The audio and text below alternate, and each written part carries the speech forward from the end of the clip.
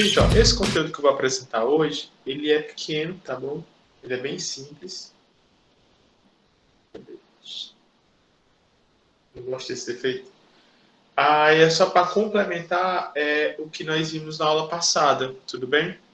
É importante salientar, né, que essa semana, não sei se vocês perceberam, não está havendo atividades valendo nota por causa das avaliações, né, tanto do simulado como da avaliação de humanos que vai haver também no final, na sexta-feira. Mas mesmo assim, eu vou postar uma atividade, tá certo? Não vai valer nota, mas eu vou postar para vocês treinarem e saberem mais ou menos o que é que vocês vão enfrentar quando vier a nossa avaliação, tudo bem? Então, se você achar que precisa, né, se você tiver interesse, é só ir no Classroom mais tarde, eu vou postar depois de terminar a aula e fazer a atividadezinha que vai ser bem legal, bem interessante, tudo bem?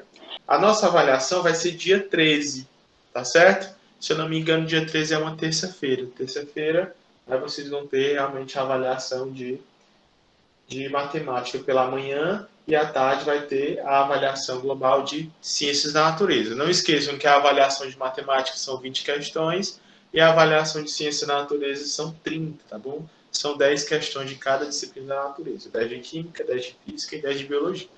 Então, para encerrar o assunto, né, para encerrar o conteúdo, a gente vai ver aqui um pouco das leis de Newton. É bem conceitual, é bem simples, né? Também preparei uns videozinhos para explicar aqui e também dar algumas dicas de vídeo. A gente vai ver aqui no decorrer do tempo, tudo bem? Então, gente, ó, esse é o Isaac Newton.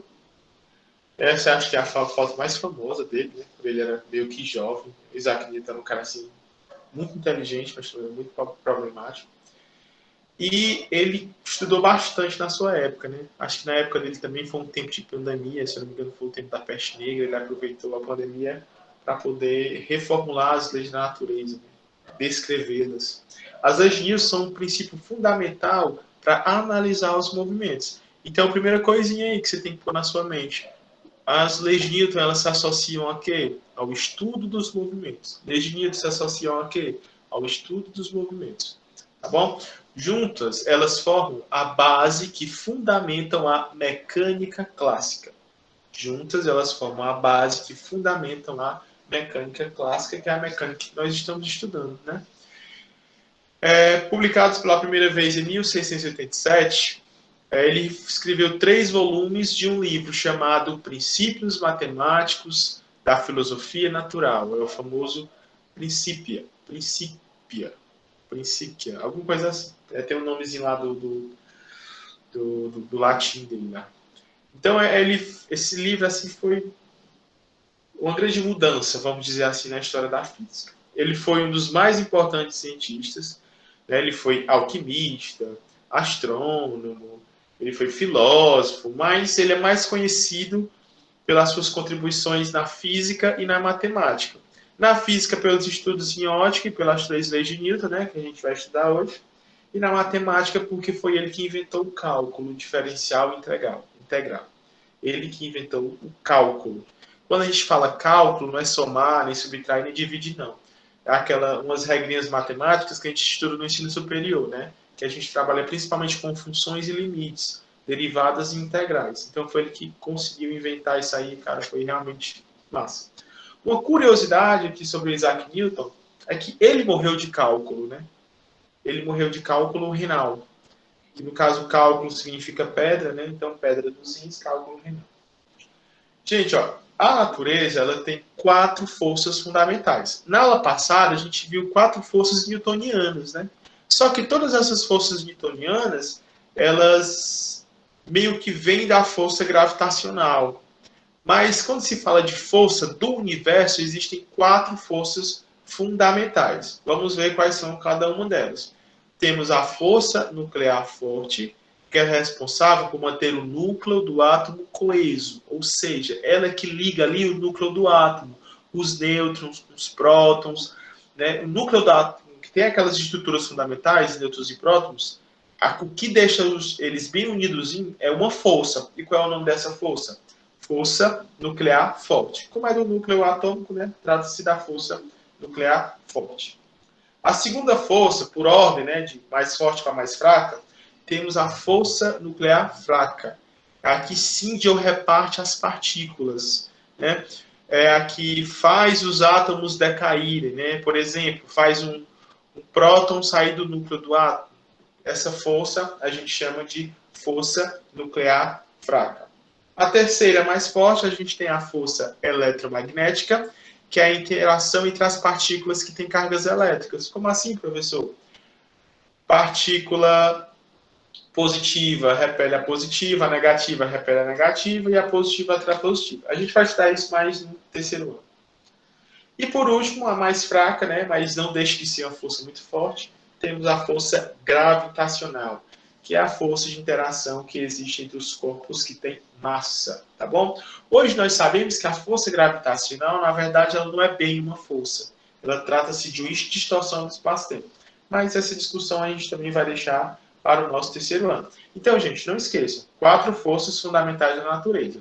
Nuclear forte, ela mantém o núcleo do átomo coeso. Força nuclear fraca, ela separa as partículas dos átomos. Força eletromagnética é a interação entre as partículas que têm cargas elétricas. E força gravitacional, ela se relaciona com aqueles elementos, aqueles corpos que têm massa. Tudo bem? Então, gente, essa é uma foto do livro Principia, que é justamente o livro do Isaac Newton, né? Os princípios da matemática da filosofia natural. Ela, já falei para vocês, é uma obra em 3 volumes, foi lançada em 1987, etc. e tal. Provavelmente o livro de ciência natural com maior influência já publicado. Se for perguntar, né, qual será a maior obra científica quando se fala de ciências naturais, com certeza foi esse livro aí de Isaac Newton, tá bom? Que contém justamente as 3 leis de Newton e o Fundamentação para a Mecânica Clássica. Também tem as leis de Kepler, que tem a ver com as leis de Newton, e assim por diante. Só uma foto por curiosidade. Agora vamos para as leis, propriamente dito, tá bom? Vamos para as leis. Primeira lei de Newton, ela é conhecida como o princípio da inércia. Para vocês, pessoal, a inércia, ela tem a ver com o quê? O que vem na mente de vocês quando se fala de inércia? Quando se fala de inércia, geralmente a gente também se relaciona com a massa do corpo. Mas quando se fala a primeira lei de Newton, o princípio da inércia, é a tendência que o corpo tem em permanecer naquele estado. A tendência que o corpo tem em permanecer naquele estado. No caso, o repouso, como já foi falado aí, o Caio César. O corpo que está em repouso, ele tende a permanecer em repouso.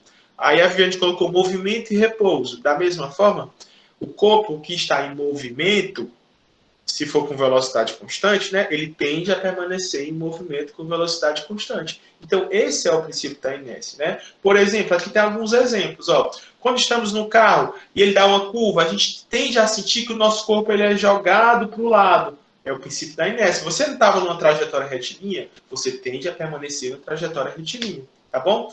Quando estamos em um carro em movimento, ele freia rapidamente, nós sentimos como se fosse atirado para frente. Então, nós não estávamos em movimento. Quem parou foi o carro. E a gente tende a permanecer no movimento. Por isso que a gente tende a se atirar para frente. Então, se eu fosse dar aqui uma frase para descrever a primeira lei de Newton, seria essa. Ó. O corpo em repouso tende a permanecer em repouso. E um corpo em movimento, ele tende a permanecer em movimento. Quando se fala de movimento, pessoal, olha, é um movimento com velocidade constante, tá certo? Movimento com velocidade constante. Por quê, professor? Vamos entender, ó.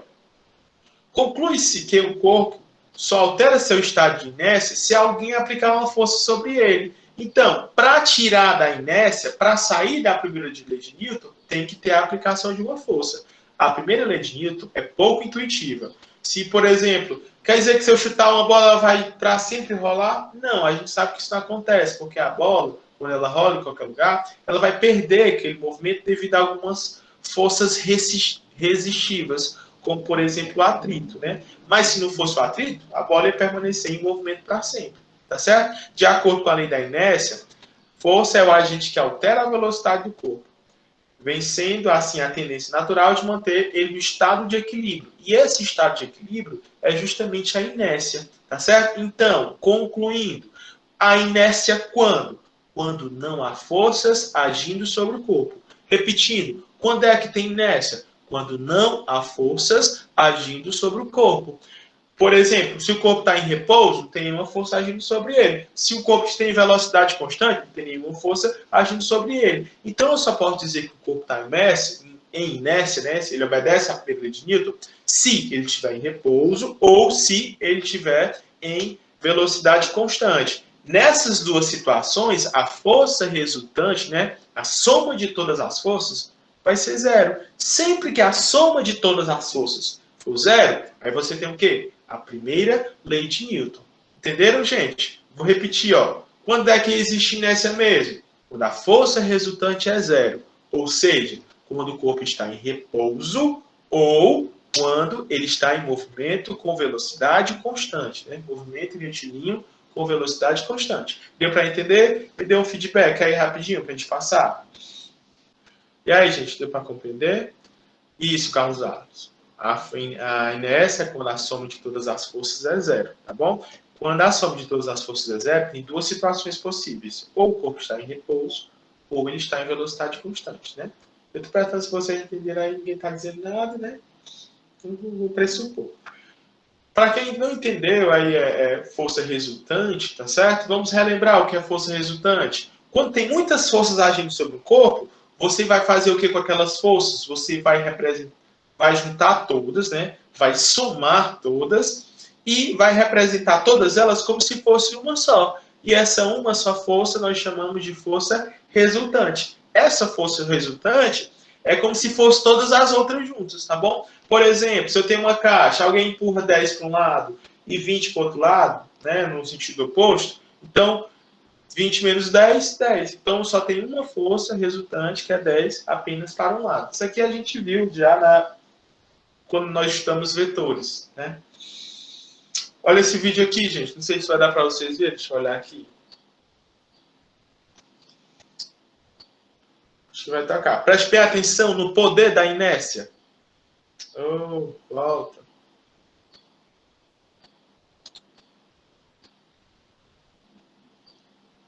Aí é um ônibus em movimento. Aí ele dá uma batida brusca. Vocês conseguiram ver? De novo, ó. Agora em câmera lenta, ó. Na hora que bate, todo mundo é lançado para frente.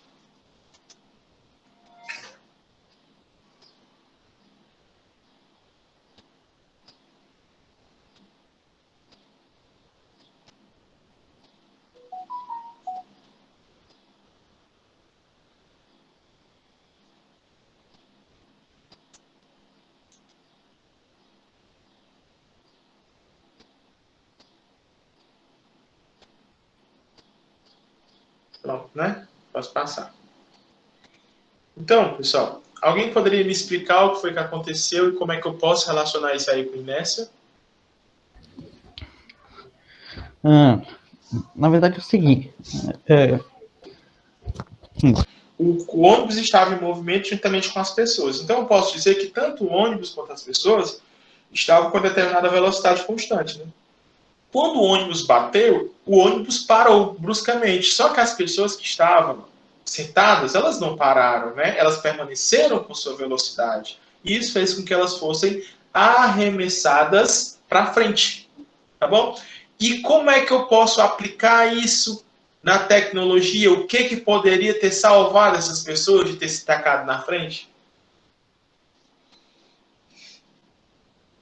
Cinto de segurança, né? O cinto de segurança. Exatamente, gente. Por isso que há a importância da utilização do cinto de segurança. O cinto de segurança é uma tecnologia que ela foi pensada baseada na primeira lei de Newton, tá? Porque quando você está com o cinto, que você é arremessado para frente, você faz uma força no cinto, né? E ele não deixa você passar. Porque sem um cinto de segurança, a primeira lei de Newton vai fazer você ser arremessado para frente, tá bom? Então, ó, usem o cinto de segurança. Gente, eu não vou apresentar esse vídeo, eu vou apresentar um aqui mais tarde, mas não é esse, tá certo?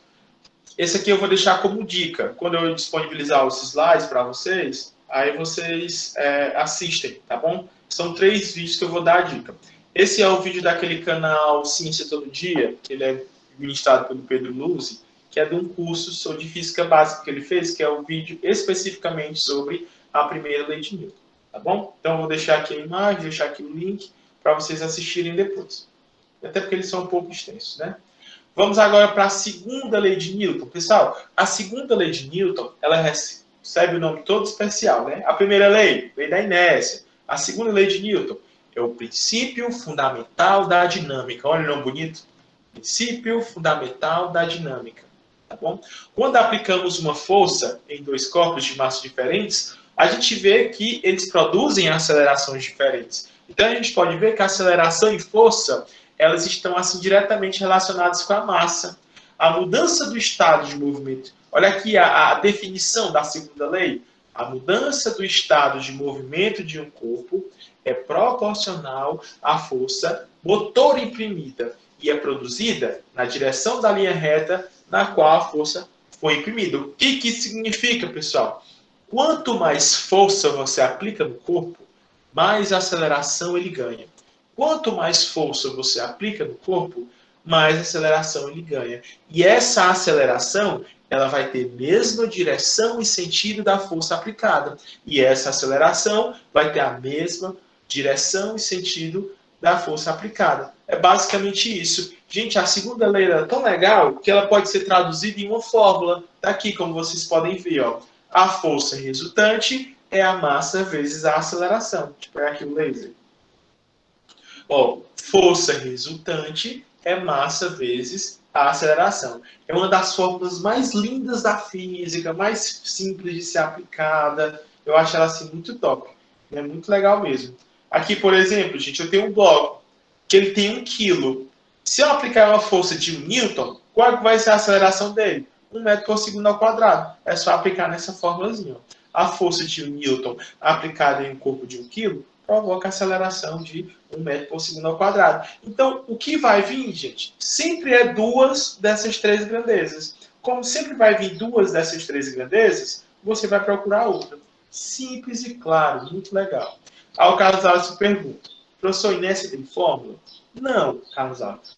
Não tem uma fórmula específica para inércia, não. Na verdade, quando se trata de inércia, tem que vir automaticamente na sua cabecinha que trata-se de uma situação onde a força resultante é zero, tá bom? O que seria a inércia? É uma situação onde a força resultante é zero. Aí, olha, a segunda lei é tão bonita que ela pegou só um slide. Vamos à terceira. Terceira lei de Newton, ó. A terceira lei de Newton, vixe Maria, eu esqueci de botar, pronto, ó. Tem que trocar a ordem depois. Ó, esse vídeo aqui, gente, também é uma dica que eu vou dar para vocês, que é o mesmo canal, a mesma pessoa, Pedro Lúcio, falando sobre a segunda lei de Newton, tá certo? Então eu vou disponibilizar o slide para vocês e vocês vão assistir em casa esses vídeos antes de fazer a prova. O Caio Araújo pergunta, professor, a fórmula pode ser F igual a M vezes G? Não? Depende, cara. Essa fórmula M vezes G é a fórmula da força-peso. Então, você percebe que a força-peso é uma aplicação da segunda lei de Newton. O G eu só posso utilizar para força-peso, porque o peso ele utiliza a gravidade. Agora, qualquer outra força, eu posso ter outro valor de aceleração. Por isso que é F igual a M vezes A. No caso da força-peso, F igual a M vezes G. Na verdade, trata-se da mesma coisa, porque a aceleração da força-peso é a gravidade. Tudo bem? Explicar a segunda lei, Carlos Alves? Na hora. A segunda lei é a mais simples de todas. Ela se resume em uma fórmula. Força resultante igual a massa vezes a aceleração. Significa o quê? Quanto mais força você aplica, mais aceleração o corpo vai adquirir. Da mesma forma, quanto maior for o corpo, mais força você vai precisar para calcular, para fazer com que aquele corpo ele acelere. Então, a segunda lei de Newton, cujo nome é princípio fundamental da dinâmica, é só essa fórmula, Carlos Alves. É só saber aplicar essa fórmula, beleza? Então vamos, a terceira lei de Newton. A terceira lei de Newton é a que eu acho assim mais complicada de se visualizar, não é nem de entender, de se visualizar. A terceira lei de Newton explica que cada corpo A, quando ele aplica uma força, o corpo B também produzirá sobre o corpo A uma força como reação. Isso tem uma consequência incrível, gente. Ó, toda vez que um corpo A aplica uma força no corpo B, significa que o corpo B também vai aplicar uma força no corpo A, que é uma reação àquela força aplicada. Gente, isso significa que as forças, elas só existem aos pares. É força resultante. Ela também pode ser chamada de força resultante. No caso, Carlos Alves, a segunda lei, princípio fundamental de unidade dinâmica, a força resultante é justamente a soma de todas as forças, tá certo? Então, tanto faz seja força resultante, não tem problema não, beleza? Então, gente, ó, sobre o princípio da ação e reação, que é a terceira lei de Newton. Se toda vez que você produz uma força no corpo, o corpo também vai produzir uma força em você, significa que as forças que existem na natureza toda, elas só existem aos pares, tá bom? As forças só existem aos pares. Se você for uma pergunta, por exemplo, de vestibular, pergunta assim: se você somasse todas as forças da natureza, ia dar um número par ou um número ímpar? Aí você ia responder, dá um número par. Por quê? Porque as forças, elas só existem aos pares. No momento que eu imprimo uma força, outra também vai surgir. A gente chama isso de ação e reação. Tá certo? As forças de ação e reação sempre têm mesma intensidade, atuam na mesma direção, no entanto, elas apontam em sentidos opostos, de acordo com o que estabelece essa lei. A força surge aos pares e não é possível que um par de força ação e reação surja em um único corpo. Olha isso aqui, gente, é muito, muito, muito, muito importante. Vou pegar aqui a caneta. Ó. Ação e reação, elas não surgem em um único corpo. Para haver ação e reação, eu preciso ter dois corpos diferentes. É necessário haver dois corpos distintos. Diversas situações no cotidiano podem mostrar exemplos da ação e reação. Para andarmos empurrando o chão para trás, o chão, por sua vez, nos empurra para frente, devido a essa força de atrito que tem nos nossos pés. A gente consegue andar, tá bom? O fato de andar, você está empurrando o chão para trás. Consequentemente, o chão empurra para frente e você consegue andar. Ação e reação. Para se mover sobre a água, umas hélices, elas empurram a água para trás. A água empurra as hélices para frente. Aqui na praia, quando você vai andar você pega uma prancha, aí você bota a mão na água, você empurra a água para trás. A água lhe empurra para frente. Isso é ação e reação. Caio, é tipo quando a gente bate na parede e sente a dor, sendo a dor causada pela força que volta para você. Justamente, a mesma força que... Vou dar um murro na parede. A mesma força do murro que eu dou na parede é a mesma força da parede na minha mão. Aí, quanto mais forte você bate, mais machucado você vai ficar, tá bom? Então, toda vez que você imprime uma força, existe aí o princípio da ação e reação, que é a terceira lei de Newton. Tá bom? Mais uma vez, lá nesse canal também tem um vídeo específico, especial, para a terceira lei de Newton. Tá bom? Aqui eu botei para a segunda, mas é a terceira. Ó, se eu fosse eu vou ter que ajeitar esse slide depois. Antes de mandar para você, eu ajeito. Essa pergunta é extremamente importante, Carlos Alves. Ação e reação é a mesma coisa que força normal? Não. Não, não, não. Por quê? Justamente pelo aquilo que eu falei no slide passado. Ação e reação agem em corpos diferentes, agem em corpos distintos, tá bom? Já a força normal e o peso, por exemplo, não são ação e reação, porque elas estão agindo no mesmo corpo, tá bom? Então, se perguntar, a normal é reação ao peso? Não, não é a reação, não. Embora o nome dela seja reação normal, mas a normal não é a reação ao peso, tá bom? Quando vocês assistirem aqui o vídeo do Pedro Blues, vocês vão entender direitinho por que não, tá bom? É porque realmente é bem difícil de você visualizar. Mas vamos colocar a terceira lei de Newton naquelas palavras bonitas. A toda ação há sempre oposta a uma reação igual. Ou as ações mútuas de dois corpos, um sobre o outro, são sempre iguais e dirigidas a partes opostas. Foi assim que o Newton escreveu, gente. O que isso significa? Toda vez que você aplica uma força, né, em algum objeto, esse objeto também vai aplicar uma força em você. Ela vai ter mesma intensidade, mesma direção e sentidos opostos. Uma observação: comparação e reação, eles não se anulam, eles não se equilibram, pois eles ocorrem em corpos diferentes, tá bom? Outra, o par aparece instantaneamente, então não dá para saber qual é a reação e qual é a ação. A gente chama apenas de par, ação e reação. Como assim, professor? Vamos dizer que se eu dou um soco na parede, mesmo exemplo aqui do Caio, o fato de eu dar o soco é a ação e o fato da parede empurrar minha mão é a reação, tá correto? Não, porque não dá para saber qual é a reação e reação. As duas aparecem ao mesmo tempo. Por isso que você chama apenas de par, ação e reação. Olha aqui, não é bem uma fórmula não, é só para você entender. Ó. A força que A aplica em B é igual a menos a força que B aplica em A. Então, é a mesma coisa, só que uma é positiva e outra é negativa. Ou seja, elas dirigem-se em sentidos opostos. Tá bom? Aqui, ó, não esqueçam desses detalhes. Ó. Toda vez que um corpo A exerce no corpo B uma força, este também exerce em A uma força, tais que, olha as características da ação e reação. Tem mesma intensidade, tem mesma direção, tem sentidos opostos e tem mesma natureza. Quando ele fala de mesma natureza, significa que se uma for força de contato, a outra também é força de contato, como por exemplo, empurrar alguém. E se uma for força de campo, a outra também é força de campo. Como por exemplo, os ímãs, que você consegue afastar eles sem se tocar, porque ali é o campo eletromagnético, tá bom? É bem interessante você guardar esse aqui na mentezinha de vocês. Aqui alguns exemplos do par ação e reação. Uma pedra que está lá na areia. A pedra exerce uma força sobre o chão, comprimindo, e este exerce uma força sobre a pedra. Né? Ação e reação. Mas essa força ela não fica no solo, como é a reação normal. Né? Embora ela esteja sendo desenhada aí. Ela é dirigida ao centro da Terra.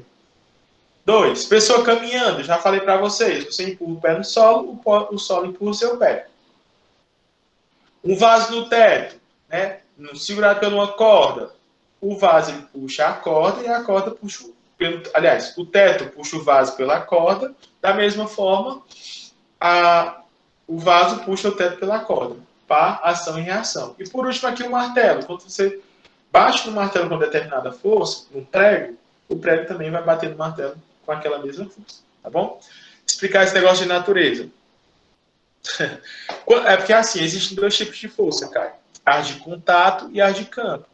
A força peso, por exemplo, é uma força de contato.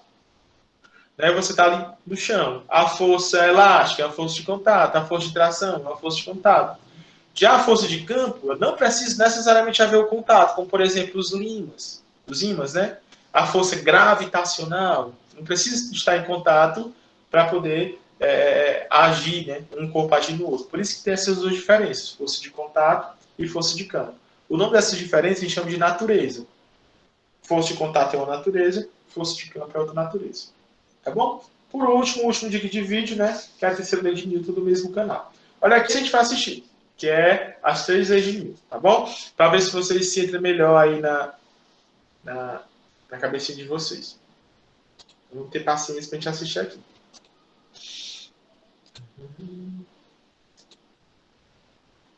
Também é um vídeo do mesmo canal, só que esse apresenta todos de uma vez só, por isso que eu escolhi ele. Os outros eu coloquei como dica, tá certo? E esse vai apresentar tudo de uma só vez. Questões mais movimento. Ele acontece e é uma parte fundamental do nosso dia a dia. Grande parte das invenções da humanidade se resumem a mover um objeto de um lugar para o outro de forma correta. Não é surpresa que a pergunta como o movimento funciona é uma das questões mais antigas da ciência e da filosofia. E tem uma rica história que nos ensina não somente física, mas também nos mostra como o pensamento e conhecimento da humanidade evoluiu ao longo de milênios. Hoje nós sabemos que objetos têm a tendência de conservar o seu movimento. Isso é, um corpo em movimento tende a continuar em movimento a menos que uma força atue sobre ele. Você talvez tenha ouvido falar sobre isso só que com outro nome, que é a primeira lei de Newton, ou às vezes chamada de lei da inércia. Essa propriedade que os objetos têm de se manterem em movimento quando já estão em movimento, ou de ficarem parados quando já estão parados, é quase uma forma de teimosia. Mas não se enganem, porque entender como as coisas se movem foi um processo extremamente difícil. Foi um processo de busca e estudo da própria natureza que foi desde a filosofia da Grécia Antiga até a famosa teoria da cultura popular. Mas como nós viemos a entender o movimento como entendemos hoje? O que levou Newton especificamente a pensar em suas 3 leis do movimento? As nossas ideias de como as coisas se movem mudaram muito ao longo da história. Para encontrar os primeiros registros de hipóteses de movimento, nós precisamos voltar à Grécia Antiga. Na filosofia de Aristóteles, que era um dos maiores pensadores da Grécia Antiga, o mundo era separado em 2 partes. Os corpos celestes que ficavam acima da Lua, onde tudo era eterno e iria permanecer daquela maneira até o fim dos tempos, e também os corpos abaixo da Lua, onde tudo era formado por 4 elementos: terra, água, fogo e ar. Cada um desses 4 elementos tinha um lugar natural no mundo. A terra, por exemplo, estava no centro de tudo. Acima dela ficava a água. Depois disso vinha o ar e, por fim, o fogo, que estava acima de tudo e de todos. Além disso, cada um desses elementos tendia a se mover para o seu lugar natural. Por exemplo, uma pedra cai até o chão. A água escorre até o mar. O fogo de uma vela tenta subir até ficar acima do ar e assim vai. Você pode achar que isso não tem nada a ver com o que eu estou falando no vídeo, mas essa foi a primeira ideia de movimento para Aristóteles, que era um movimento natural. Só que para Aristóteles ainda existia um outro tipo de movimento, que era o movimento forçado. A ideia por trás do movimento forçado era bem simples. Se você tem um movimento que não é natural, então você precisa de uma força para gerar esse movimento. Em palavras mais simples, se você tem velocidade, então você precisa de uma força gerando e mantendo essa velocidade. É como se existisse algum objeto invisível que puxava os objetos que estavam se movendo. Essa ideia é errada, e ela mostra muito bem o paradigma ou a explicação de mundo que se manteve por muito tempo. As pessoas achavam que existia uma relação direta entre força e movimento. Mas não se engane, porque isso não é nada óbvio. Se eu jogo uma pedra para cima, quantas forças atuam sobre ela? Uma, que é a força-peso, ou 2, que são a força-peso e a força com que eu joguei a bola para cima? A resposta correta é apenas a força-peso. E nós só entendemos isso há 300 anos. Se você por acaso escolheu a resposta errada, não se sinta mal. Não se sinta mal, porque isso não é nada trivial. Aristóteles também errou. A explicação que Aristóteles dava para esse tipo de movimento é que a pedra se deslocava no ar. Ela empurrava o ar à sua frente e criava um vácuo atrás de si. Isso fazia o ar circular ao redor da pedra, gerando a força que empurrava ela para cima. Apesar disso, a ideia do Aristóteles de movimento não agradou todo mundo. Um dos problemas sérios com a hipótese de como as coisas se moviam do Aristóteles era explicar como as coisas iam parando. Se você rola, por exemplo, uma bola na grama, uma hora ela para. Então, como é que a gente iria explicar isso? Isso levou a uma nova teoria do movimento, o ímpeto. A ideia do ímpeto é que, uma vez que a pedra fosse arremessada, ela se lembraria da força que foi feita sobre ela pela minha mão. Mas conforme ela se afastava, esse ímpeto ia, de certa forma, se desgastando. Então a pedra voltava a cair. É como se a pedra tivesse algum tipo de memória das forças que foram aplicadas sobre ela.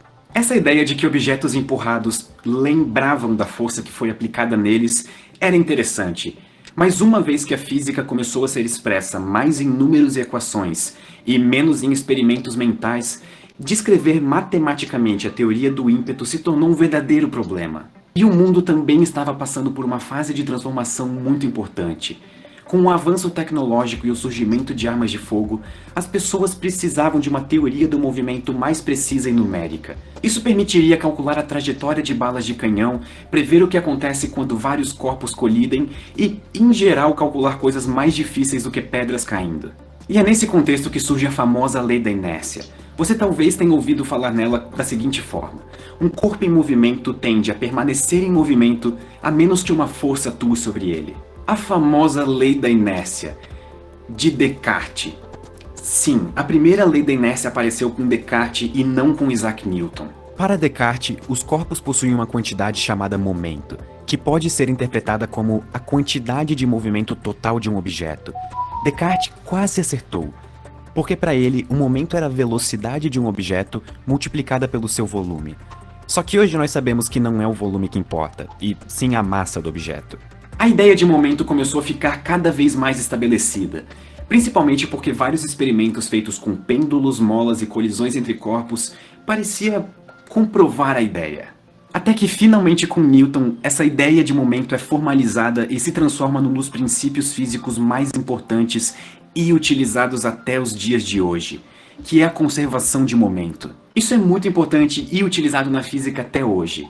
Isso equivale a dizer que, em um sistema fechado, a quantidade total de momento é sempre a mesma.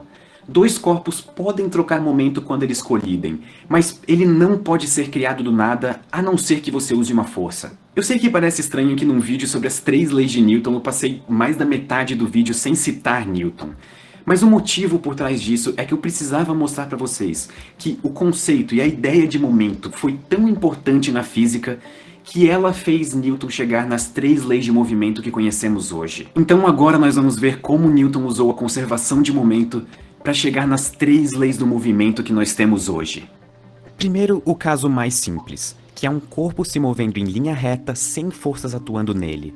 Como nenhuma força atua nele, essa quantidade física que nós chamamos de momento nunca vai mudar. Ou seja, o movimento desse corpo vai ser o mesmo para sempre. Essa é a tão famosa primeira lei de Newton, popularmente conhecida como lei da inércia. Ela diz que se você tem um corpo se movendo com velocidade constante, ele continua com velocidade constante, a menos que você aplique uma força nele. Mas e se uma força atua sobre esse corpo? Como é que nós descrevemos isso? Nós já sabemos que o momento se conserva caso não haja forças. Então, de alguma forma, a força deve estar associada com alguma variação de momento. Vamos supor que você tem essa caixa, e ela está se movendo. Você quer aumentar a velocidade dela. Para isso, você precisa adicionar movimento nela. Você faz isso empurrando. Você empurrar a caixa para fazer ela ir mais rápido significa que você aplicou uma força. E essa força, por sua vez, causou uma variação na quantidade de movimento, que se traduz em uma velocidade maior. Mas espera, se a sua velocidade variou, você tem aqui outra grande quantidade física que conhecemos como aceleração. Essa é a segunda lei de Newton, e ela diz que a força que atua em um corpo é igual à variação do momento. Só que você provavelmente viu essa mesma lei com outra cara, o F igual a ma, ou força igual a massa vezes aceleração. Mas nós ainda não acabamos, e podemos chegar em mais uma lei do movimento usando a conservação do momento. Imagine que você chuta uma pedra. Esse chute aplica uma força nessa pedra. Como resultado, a pedra sai voando, o que significa que ela ganhou velocidade e, por consequência, momento. Mas como o seu pé entrou em contato com a pedra, essa pedra também aplicou uma força no seu pé, e você fica gritando de dor excruciante. Isso que você sentiu foi o momento que a pedra passou para o seu pé. Essa é a terceira lei de Newton, que diz que toda força gera como reação uma outra força de mesma intensidade, só que na direção oposta. A força que você aplicou na pedra é a força que a pedra aplicou no seu pé, mas no sentido contrário. Considere isso uma vingança da pedra por você ter chutado ela. Essa é a famosa lei da ação e reação.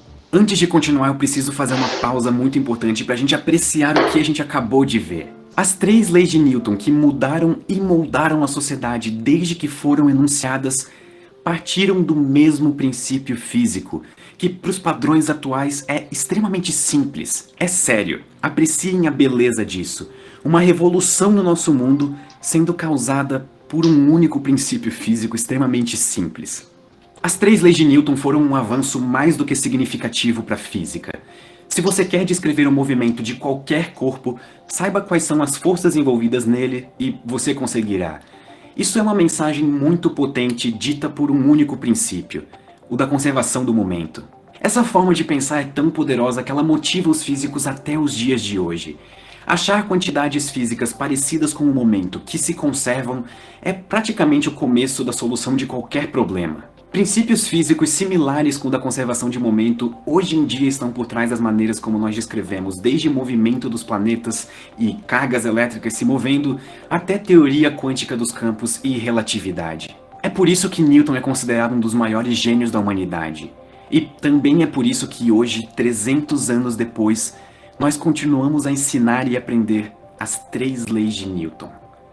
Muito obrigado e até a próxima. Então, gente, chegou a hora da gente consolidar o que a gente aprendeu. Eu vou mandar aqui para vocês, ó, nosso formulário. Eu vou dar um tempinho para vocês responderem para ver se realmente vocês aprenderam tudo que a gente viu hoje. E eu vou pedir também, né, para que vocês não deixem de assistir os vídeos que eu coloquei no slide, tá bom? que é bem interessante, vai ajudar vocês a se basearem, vamos dizer assim. E também eu vou pedir, né, para que vocês façam a atividade que eu vou mandar mesmo não sendo obrigatório. Então vamos lá, eu vou dar um tempinho para vocês responderem o formulário para poder a gente avaliar. Enquanto isso, eu procuro alguma coisa aqui para a gente se distrair. Então, os parabéns de hoje, pessoal, vai para a administração, que foi o que mais respondeu os formulários, tá certo? Parabéns à administração. Show, muito bom. Gosto muito. Aí vem aqui. As leis de Newton são os princípios fundamentais para que estudos? Então, realmente, isso ficou na cabeça de todo mundo. Ó. Realmente é o movimento dos corpos. Parabéns a todos, tá certo? Aí, agora foi que alguém colocou aí a eletricidade, né? Mas é o movimento dos corpos, tá bom? Não esqueça, as leis de Newton são os princípios fundamentais no que se refere ao movimento dos corpos. Parabéns à grande maioria dos alunos que responderam. Quem não respondeu, é só guardar na mente sim para poder não errar mais. Isaac Newton foi astrônomo, alquimista, filósofo natural, teólogo, cientista inglês, mas ele ficou conhecido mesmo. Qual foi a área que ele mais se destacou na sua vida? A resposta é físico e matemático. Como eu falei para vocês, ele ficou muito famoso devido aos princípios da dinâmica, né, as leis de Newton, e também por ter inventado o cálculo na matemática. Então, as áreas que ele mais se destacou foi física e matemática. Tá certo? Continuando. Sobre as 4 forças fundamentais. A força nuclear fraca, ela tende-se ao quê? É a força a fraca, a que separa as partículas, né? Tem a ver com decaimento radioativo. A maioria das pessoas acertou. Muita gente colocou que é das partículas que tem carga elétrica, mas não é eletromagnética. Algumas pessoas colocou que é para manter o átomo coeso, mas para manter o átomo coeso é nuclear forte. A força gravitacional trata-se de quê? É a força dos materiais de interação, né, dos corpos que contêm massa. A maioria acertou, viu? É justamente dos corpos que contêm massa. Gravitacional tem a ver com massa. A forte tem a ver com manter o núcleo do átomo coeso, né? Ou seja, manter o núcleo do átomo com aquelas partículas bem próximas umas às outras, né? E não colapsarem. A grande maioria também acertou, tá bom? E a força eletromagnética é aqui a interação das cargas elétricas, né? Das partículas que possuem cargas elétricas, e a maioria acertou. Então, gente, vocês podem ver, ó, que muita gente aqui se confundiu no que se refere às forças fundamentais. Então, cuidado, tá bom? Próximo. A mudança do estado de movimento de um corpo é proporcional à força imprimida sobre ele em linha reta. Isso tem a ver com a primeira, segunda ou terceira lei de Newton? Resposta certa. Segunda lei de Newton. É a mesma coisa que força é igual a massa vezes aceleração. A aceleração ela é proporcional à força imprimida. Então a maioria acertou. Parabéns. Toda ação há sempre uma reação. Gente, ação e reação é a terceira lei de Newton, tá bom? Cuidado, eu esperava que todo mundo fosse acertar essa. A ação e reação é a terceira lei de Newton, mas a maioria acertou. Um corpo em repouso tende a permanecer em repouso. Falamos disso muito hoje. Eu também pensou que a maioria acertou, né? Que quase todos os alunos fossem acertar. Mas muita gente ainda confundiu com a segunda e com a terceira. Mas quando se fala de repouso, tende a permanecer em repouso ou tende a permanecer em movimento, trata-se da primeira lei de Newton, tá bom? Aí vem aqui. Marcas verdadeiras, né? Toda vez que o corpo A exerce força no corpo B, esta também exerce uma força no corpo A, de tal forma que tem a mesma intensidade? Correto. Tem a mesma direção? Correto. Tem sentidos opostos? Corretos. Tem mesma natureza? Corretos. Então todos estavam corretos, né? Eu só fiz copiar e colar o que estava lá no slide. Aí as últimas perguntinhas tem. Corpos em repouso, em movimento retilíneo, trata-se de qual lei? Inércia. Primeira lei de Newton, tá bom? Repouso, movimento retilíneo uniforme é inércia. Corpos acelerados. Segunda lei de Newton. Tá bom? Segunda lei de Newton. Força é igual a massa vezes a aceleração. Segunda lei de Newton.